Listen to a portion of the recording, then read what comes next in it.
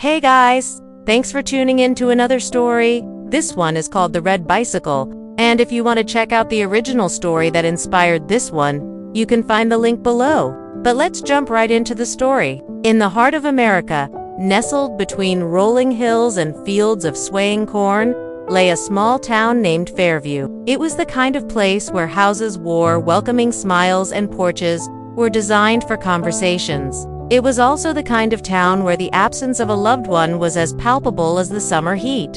Here lived a young boy named Sam Parker. His world revolved around school, soccer, practice, and his mom, Kelly. But an aching void existed in his life, left by his father, Tom, who had passed away 2 years ago in a car accident. Tom had been the kind of man who greeted everyone with a hearty laugh and a helping hand. Every morning, rain or shine, he would hop onto his red bicycle and ride down Maple Street, the main artery of their small town. He would stop by the local bakery, pick up fresh donuts for the construction workers, and chat with the elderly Mrs. Thompson about her prize-winning roses. For Sam, these stories weren't just tales, they were treasures. He listened to them on repeat, weaving dreams of a strong, jolly man astride a red bicycle. But then reality intruded. The bicycle remained parked in the garage, gathering dust. The echoes of his father's laughter seemed distant in their ears. Their lives had fallen into a routine devoid of joy. Days turned into weeks, weeks into months, and the ache in their hearts only grew. The walls of their house seemed to close in, muffling the joyous noise that children usually brought. One Saturday afternoon, while rummaging through the attic for his soccer cleats, Sam stumbled upon an old photo. It was of him, his mother, and his father standing proudly in front of the very same red bicycle. The sight of the bicycle sent a jolt through him, jolting him back to those cherished days when his father's booming laughter filled their house. That day, instead of the usual clanging of metal tools, an unusual sound echoed from the Parkers' garage, the soft scrape of a chair being moved. Curiosity piqued.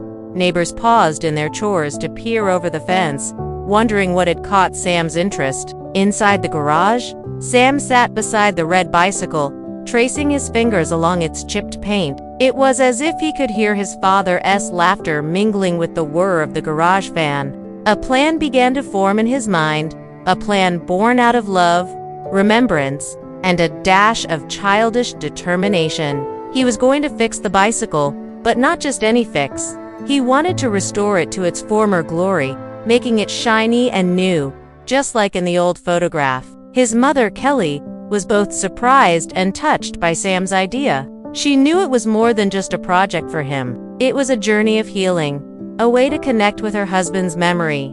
Without much ado, she handed him the old toolbox, her eyes glistening with unshed tears. Thus began Sam's adventure. Every afternoon, after the final school bell rang, he would rush home, eager to spend his time with his dad's bicycle. Armed with a rag, some oil, and an unwavering resolve, he began his mission. Hours flew by unnoticed as he tirelessly worked, his brow furrowed in concentration. Sometimes he would pause, lost in thought, his gaze drifting to the worn-out tires or the rusted chain. In such moments, he imagined his father's guiding hand on his shoulder, sharing tips and stories. As word spread about Sam's endeavor, the residents of Fairview began to stir. It started with whispers over garden fences, then evolved into full-blown conversations. Soon, every afternoon, there would be a steady stream of visitors to the Parker household. Some came bearing tools, others brought spare parts, and many just came to lend a hand. Mr. Jenkins, an elderly gentleman with twinkling eyes, became a regular fixture. Having served as a mechanic for most of his life, he possessed a wealth of knowledge that proved invaluable to Sam. He taught Sam about greasing chains, fixing punctures, and tightening bolts. Each lesson was not just about the task at hand, it was also about cherishing memories. Over time, the garage transformed into a hub of activity. Laughter replaced the silence, and the hum of conversation mingled with the clatter of tools. It was as though Tom's spirit had breathed life back into the old garage, turning it into a testament to the power of community and shared grief. The transformation wasn't just external. It also touched the residents of Fairview. The mere sight of the red bicycle being restored brought a rush of emotions to their eyes. It was as if they were reliving moments from their past, each dent and scratch telling a story of its own. The project took a significant leap forward when the local hardware store owner, Mr. Lopez, offered his expertise. He had known Tom well and had been deeply affected by his passing. Fixing the bicycle became his personal mission. He brought in new parts, fresh paint, and even a brand new seat, his eyes shining with unshed tears. Then came the day when the bicycle was almost complete. It stood proudly in the center of the garage, gleaming under the soft glow of the single bulb hanging from the ceiling. The once rusty frame now shone a bright red, reminiscent of the days when Tom had first bought it. The wheels spun smoothly, and the chain moved with practiced ease. It was as if the bicycle itself had been touched by magic. On the day of the unveiling, Fairview turned out in full force. The entire town gathered in front of the Parkers' house, their faces a mixture of curiosity and anticipation. Sam stood beside his mother, his hands slightly trembling. Then he took a deep breath and wheeled the bicycle out into the sunshine. A hush fell over the crowd as they took in the sight before them. It was as though time had stood still. When Sam finally spoke, his voice trembled slightly.